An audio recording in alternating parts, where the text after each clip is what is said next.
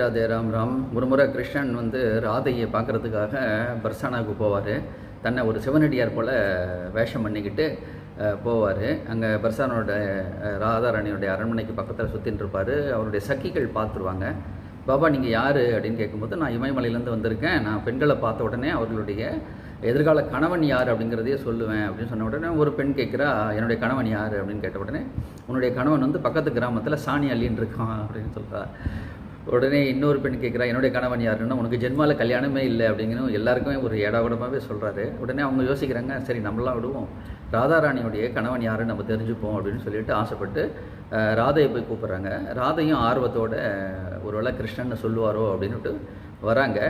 எனக்கு பக்கத்தில் நின்னா தான் என்னால் சொல்ல முடியும், ஃபேஸை நான் க்ளோஸாக பார்க்கணும் அப்படின்னு சொன்ன உடனே ராதையை ரொம்ப கிட்டக்க கூட்டிகிட்டு வந்த பிறகு அவள் கையை பிடிச்சிட்டு, நான் தான் உன்னுடைய கணவன் அப்படின்னு சொல்கிறான். உடனே அந்த பெண்கள்லாம் கொம்பு எடுத்துகிட்டு அடிக்க வராங்க. உடனே விபூதி எடுத்து அவங்க மேலே ஊதி விடுறாரு. அவங்க எல்லாரும் மயக்கம் போட்டு விழுந்துடுறாங்க. உடனே ராதையோடு அவர் தனிமையில் பேசிட்டு அங்கேருந்து வரார் அப்படின்னு பார்க்குறோம். வர வழியெல்லாம் அவர் ராதா ராதா ராதா ராதாங்கிற ஸ்மரணையோடு வந்தார் அப்படின்னு பார்க்குறோம். ராதே ராதே.